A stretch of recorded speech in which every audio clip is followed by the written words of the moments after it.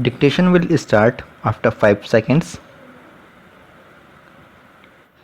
Start. I have come this time to this global mountain top with a message for the world's people to hear.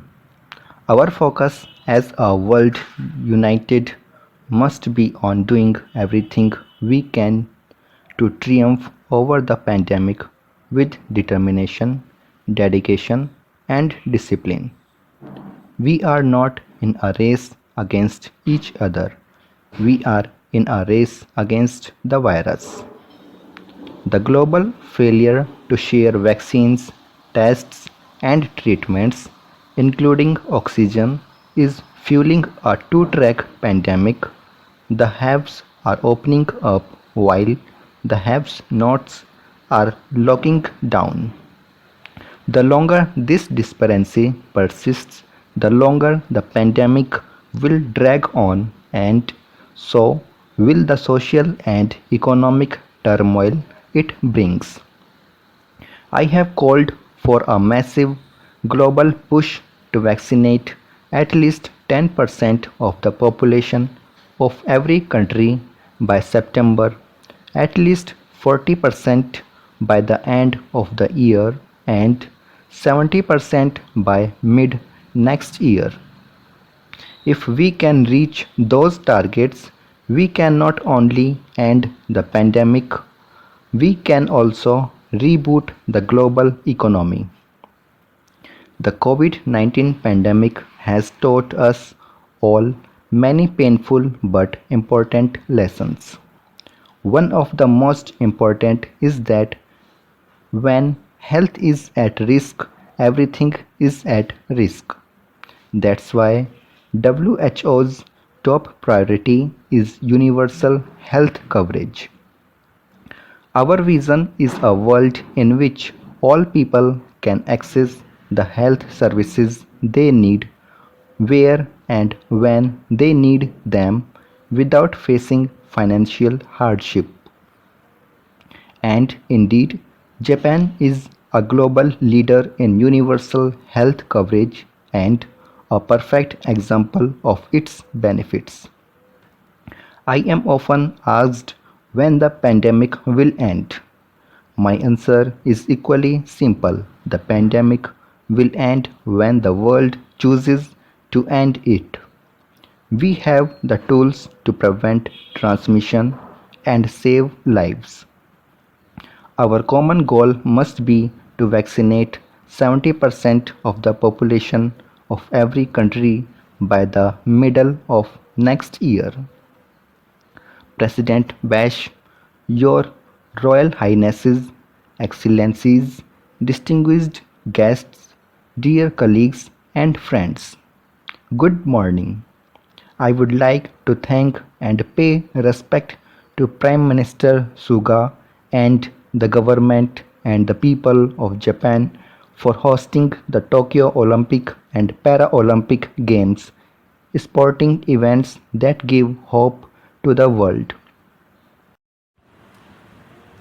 I would also like to thank President Bash and the International Olympic Committee for the great privilege of addressing this session. Thank you so much, my friend Thomas. More than any other event, Olympics have the power to bring the world together, to inspire, to show what is possible. And more than any other event, they command the attention of the world's people. And that is why I have come. As you know, I have been invited to the Olympic Games before but have never been able to attend.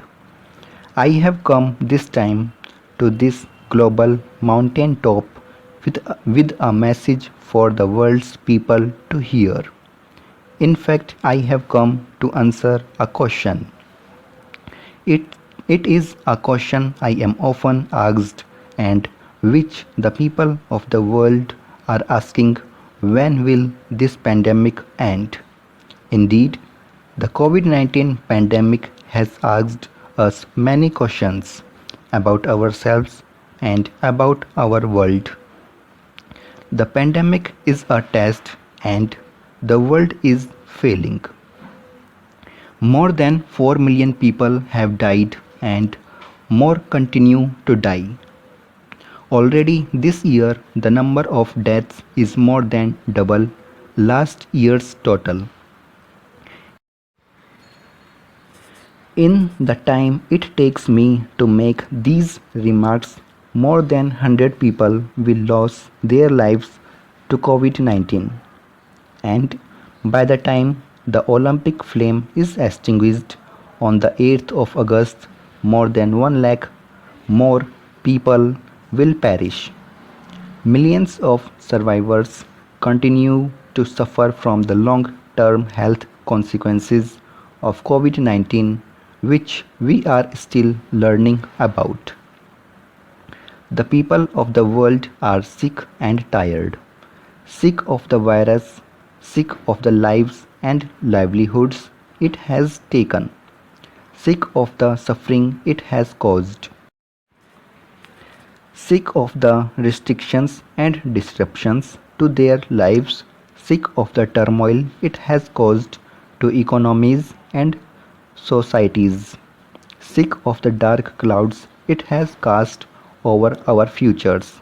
And yet, 19 months into the pandemic and 7 months since the first vaccines were approved, we are now in the early stages of another wave of infections and deaths. This is tragic. How can this be? Were not vaccines meant to douse the flames of the pandemic? Yes, and in countries with the most vaccines, they are helping to do that. But here's the thing about an inferno: if we hose only one part of it, the rest will keep burning, and the embers of one fire can easily spark another, even more ferocious flame somewhere else. The threat is not over anywhere until it's over everywhere. Anyone who thinks the pandemic is over because it's over where they live is living in a fool's paradise. Vaccines are powerful and essential tools, but the world has not used them well. Instead of being deployed widely to quell the pandemic on all fronts, they have been concentrated in the hands and arms of the lucky few deployed to protect the world's most privileged people, including those at lowest risk of severe diseases, while the most vulnerable remain unprotected.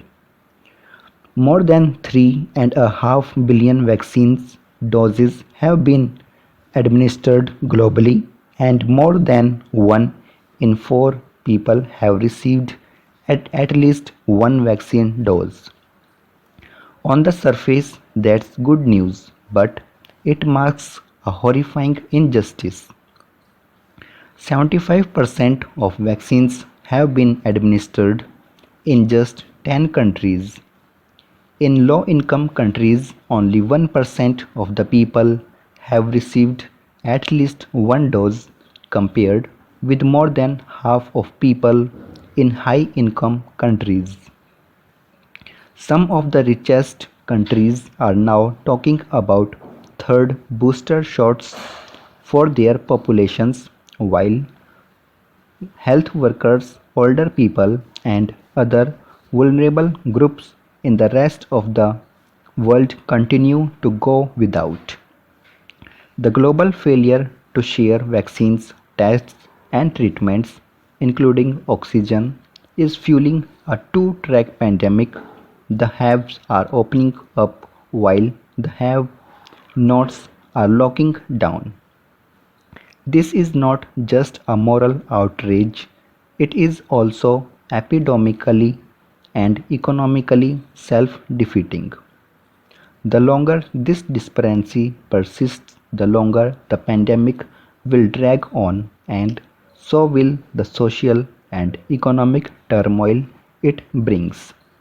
The more transmission, the more variants will emerge with the potential to be even more dangerous than the Delta variant that is causing such devastation now. And the more variants and the higher the likelihood that one of them will evade vaccines and take us all back to square one.